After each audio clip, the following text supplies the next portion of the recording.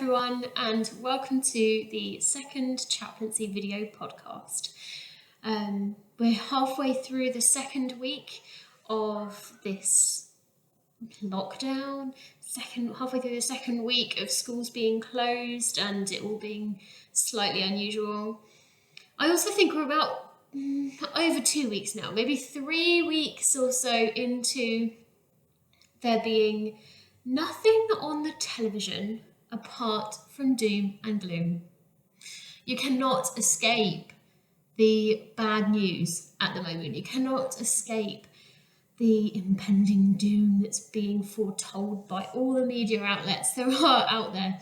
Now, some people may say, that's for good reason. This is the biggest catastrophe that's happened for our generation, and we need to sit up and take notice and make sure that we're reacting in an appropriate manner. But I also would argue that it can get a bit much, can't it? We can end up feeling quite overwhelmed by the amount of bad news that there is. And I'm sure that just like me, many of you out there have felt really overwhelmed by watching the news or reading the news lately in the last couple of weeks. I've actually had to take the advice of Mary, one of the other chaplains at Philip Howard School, and only limit myself to watching or reading the news once a day, because otherwise it just becomes too much and I can't take it. I actually feel quite depressed about the state of the world that we're in if I read too much of the news.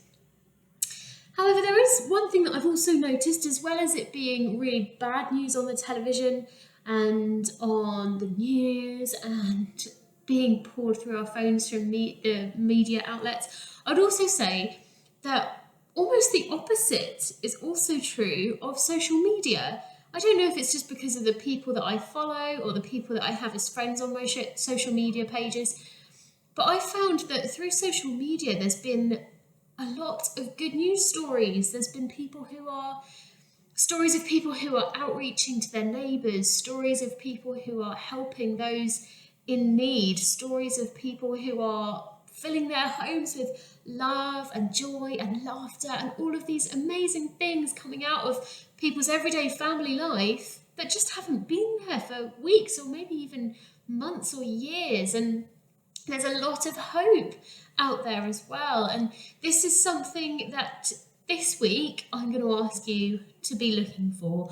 What are the hopeful situations that you can find in your life right now, the things that bring you joy and the things that are making you laugh? Maybe it's Mr. Carter's hilarious TikTok videos or attempt at TikTok videos, dare I say. Maybe those things are bringing you a bit of joy, and that's brilliant. So find those things that are bringing you joy and find those things that are bringing you hope, so that you're not getting bogged down by all of the bad news, because it can be really damaging to our mental health. So take care of yourself and look for the good things too.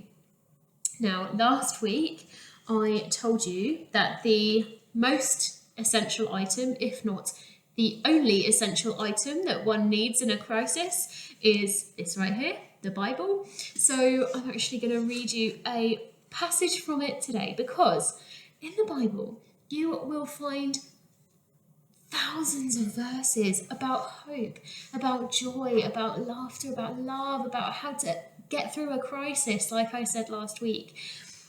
This particular verse that I found is about hope, and I think that it's a really good one. It's one that's I've used in my personal prayer as this crisis is going on, so maybe you want to read it and pray with it yourself over the next couple of days. So it's from the book of Isaiah, so back in the Old Testament, and is chapter 40, verse 31. And it says this: "Those who hope in the Lord will renew their strength. They will soar on wings like eagles. They will run and not grow weary. They will walk and not be faint." Let me just read that again, to just really let it sink in, particularly that first part of that sentence. So it says, "Those who hope in the Lord will renew their strength." Those who hope in the Lord will renew their strength. We can grow weary, we can grow tired, we can grow overwhelmed and depressed at the current situation, and we can particularly maybe feel downhearted or grief or loss. If there's somebody that we know that has been affected negatively by the coronavirus. But when we hope in the Lord, our strength won't fail us, because we're not relying on our own strength anymore. We're relying on God's strength, which is limitless. So this week, I'm going to ask you to do something. Last week, I gave you the challenge to light a candle in your window on Sunday night. Hopefully many of our families and you and your families were able to do that. We certainly did. This week, your challenge is to find any piece of paper, it can be a scrap piece of paper, or you could even write it in the notes section on your phone. But I want you to actively write down something that you are hopeful for, something that you are looking forward to in the future. Now, this could be something that you're looking forward to once this crisis has ended and just getting out of your house, and you're looking forward to the things that you can do when you get out of your house. Or it might be something that you're hoping for further off in the future. Maybe if you were meant to sit your GCSEs this year, you're looking forward to getting back into the normal routine of working and proving what you're made of and what you have learned over the years. Maybe if you're, looking forward to going on holiday again and getting on an aeroplane, or maybe you're looking forward to starting a family when you're older, or working in your dream job. What are you hopeful for? What are you hopeful for? Because if you hope in the Lord, then you will achieve great things. You'll have a renewed strength that you don't even know where it's come from, because it certainly won't be coming from you. It will be coming from God. So this week, write down something you're hopeful for. Pray about it.